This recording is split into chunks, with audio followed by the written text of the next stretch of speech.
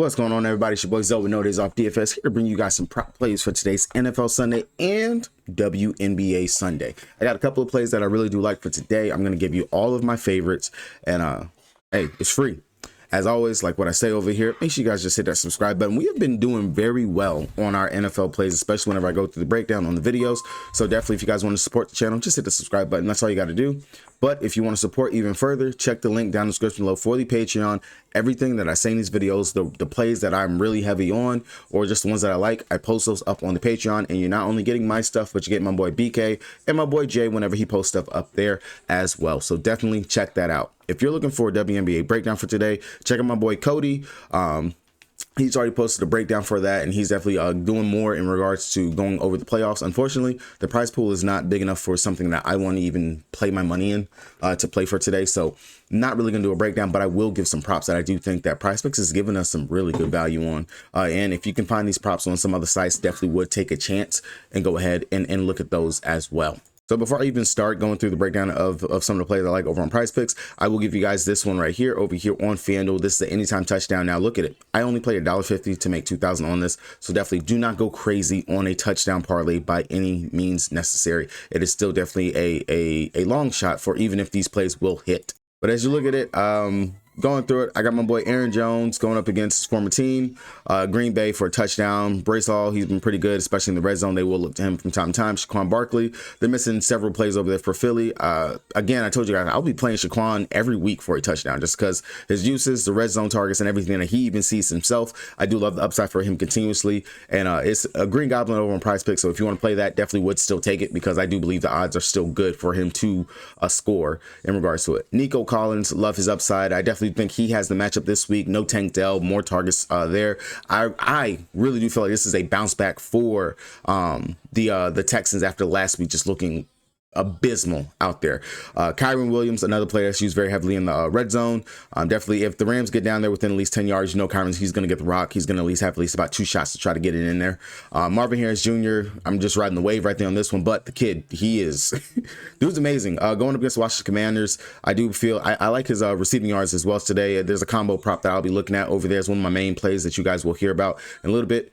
Jordan Mason going up against my Patriots. Unfortunately, it is what it is with my Pats, man. But Mason, another player, when he gets into the red zone, he gets to the area, they definitely are going to be looking for him as well. Amari Cooper, this was a GPP-ish play, but Cooper definitely, if he could break a big play, just like what he did last week, and Deshaun Watson, not the greatest quarterback at all. Watson's fucking trash, but the upside and just the odds on it, this really did give juice for this one right here. Rashid Rice, I know everyone else is on my boy Kelsey. I understand Kelsey, he could have a bounce back game, but without Pacheco being out there, Rice, he moved more into that slot position. He saw a lot of those plays and something like that, and then just what he does after the catch, I love the upside for it, and I do think that Rice could find his way into the end zone depending on how scheme schematic and things work. And then of course Derrick Henry, his usage and everything, like what they have going on for him right now, being used for the Ravens. I do expect this to be kind of a back and forth type game, things like that. I do like the upside for that. As you can see, I got a little big head in the background. All the OGs recognize and know my baby girl making her little cameos and whatnot. But head over to Prizepicks. If you guys don't got an account, you want one, make sure you guys check the link down in the description below so you guys can get that deposit match bonus and join your boy over here on it. Check all the other affiliate links I got down there as well.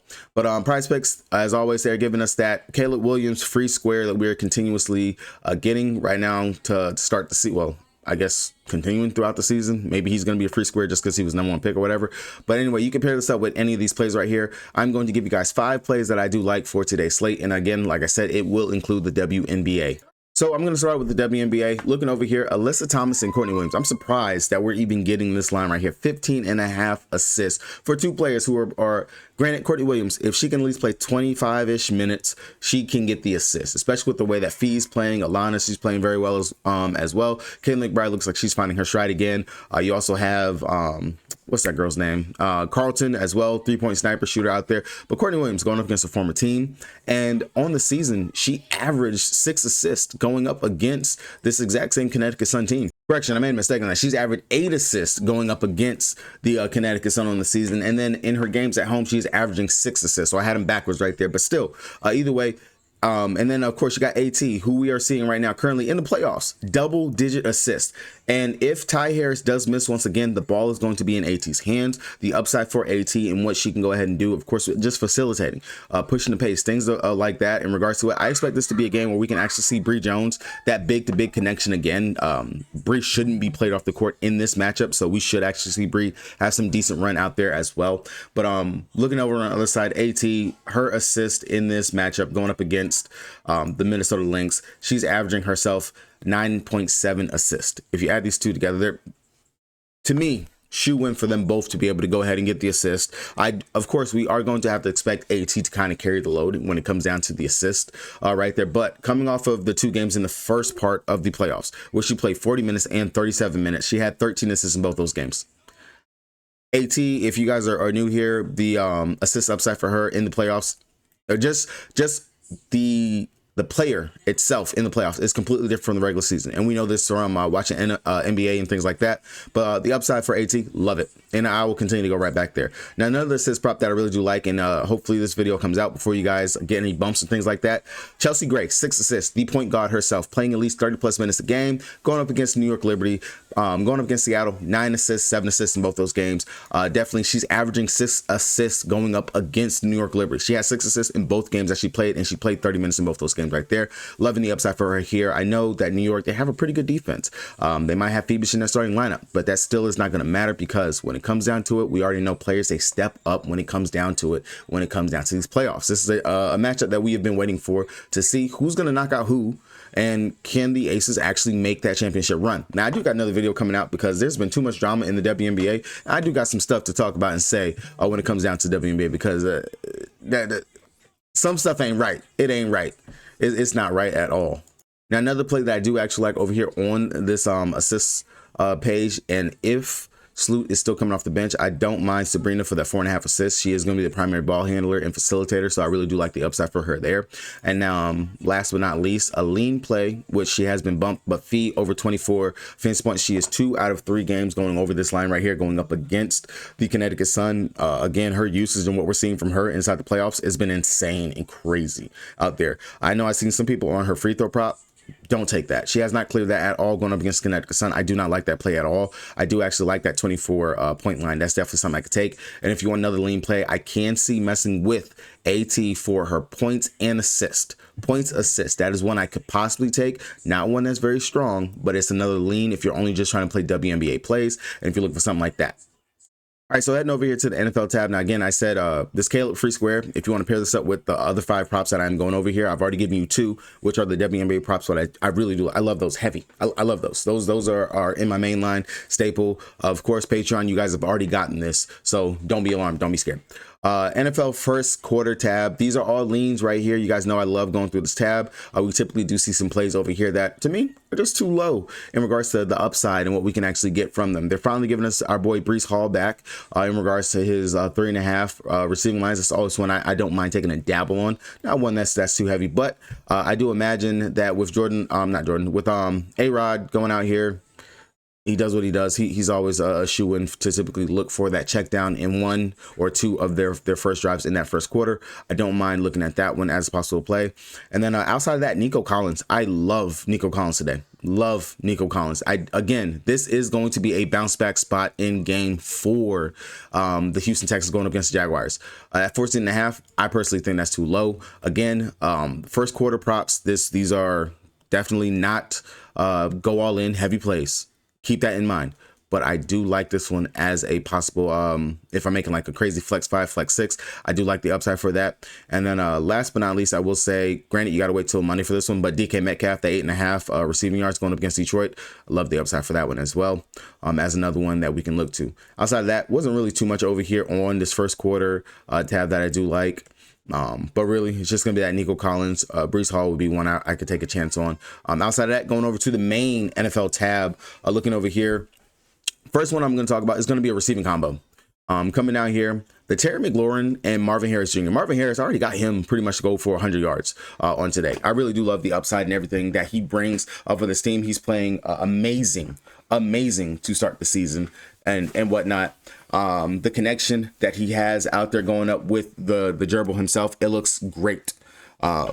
But outside of that, on the other side, Washington has surprised me. And Terry McLaurin looking like a true #1 wide receiver. It looks healthy, looks great out there as well. Both of these guys should definitely combine for at least about 150 yards. That is exactly how I see it for it today. But loving the upside for Marvin Harris and Terry McLaurin. Definitely, if push comes to shove, Marvin Harris more likely will be the heavier carrier for this line, but I definitely do have a stable for that one for the Terry McLaurin and Marvin Harris. And you can go and mess with just the Marvin Harris, his receiving yards itself. I do like the upside for that one as a play that you can take on today as well. Going over to Kansas City, my next play is Rashee Rice. The kid is just playing amazing, of course. Looks great, playing the part. Definitely with Travis Kelce just playing like shit, dog shit. Needs to go ahead and retire like his brother. Rashee Rice has been stepping up. Now, of course, there is no Pacheco out here. And we saw last week the amount of targets and everything that Rashee had. 12 receptions last week. You're going to tell me he can't go out here going up against the Chargers defense that plays a heavy zone. And Rashee looking out like he is the zone buster right now. Definitely playing out of the slot. Can definitely get the yards after the catch. Plays very well after the catch as well. I love receivers that play very well. Definitely being able to break tackles and get those extra yards after getting that reception. 74.5. He's cleared that in all 3 games so far this season. If you're a little bit worried about it, I definitely could see coming out here taking the 49.5. That's just free. Give me is what they're giving us right here with this line. When it comes down to it, I can see him going for 100 yards, honestly, when it comes down to it. But if he's going to have continuously the target share that he's having, 14, 6, 9, to do that on 6 receptions, going up 6 targets, going up against Cincinnati Bengals, and still be able to clear that original line that he has over there, easy day for me to not even have to think about it, going up against a weak Chargers defense. Where, again, you're already missing players. Travis Kelce, yes, I think a lot of people are very heavy on Travis Kelce. I still don't see it. I understand the history, everything, but what we're seeing from Kelce doesn't look like a player that is in rhythm. Now, who is stepping up in that spot? That has been my boy Rashee Rice. Loving the upside again. Just looking at it, the short yards downs, things like that. Rashee Rice 74.5. That just seems like a no-brainer. It's come down for whatever reason. It was sitting at 76. They dropped it down. They're giving it to us at 74. Smashing the over on Rashee Rice for the over on the 74.5 receiving yards. All right, going over to the last play that I have for you guys. If you guys have not used your free square and you are looking to go ahead and pair it. But before, as always, make sure you guys go ahead and hit that subscribe button so you don't miss any of the content I am dropping over here on the channel. Last one for me is going to be out, and I talked about it already. My boy Nico Collins going up against the Jaguars, who are putrid trash and everything under the sun. Now, the Jags are missing several defenders already for inside their secondary and everywhere. Very weak defense. You're coming off a bad game last week. No Tank Dell. Stephon Diggs, he had his blow-up game. Even with Stephon Diggs having that blow-up game, still cleared this line last week with 86 receiving yards. Going up against the Chicago Bears, 135. Against Indiana, 117. He is declared #1 wide receiver over here. You can mess with this 6 receptions if you want to push, but I'm taking the yards over here. 83.5. A weak Jaguars team. Loving the upside for it. Definitely will be going ahead and playing this. So if you guys go ahead and pair all those plays right there into a full 6 flex right there, or you can just go ahead and take a 5. Take one that you do not like over there. I promise you, you guys are going to go ahead and make some money. If not double it, you will definitely be either 10x or 25x in your money. When you guys cash out, make sure you guys come back and drop a like on this video. Hopefully everyone has a good day. Happy Sunday. Peace.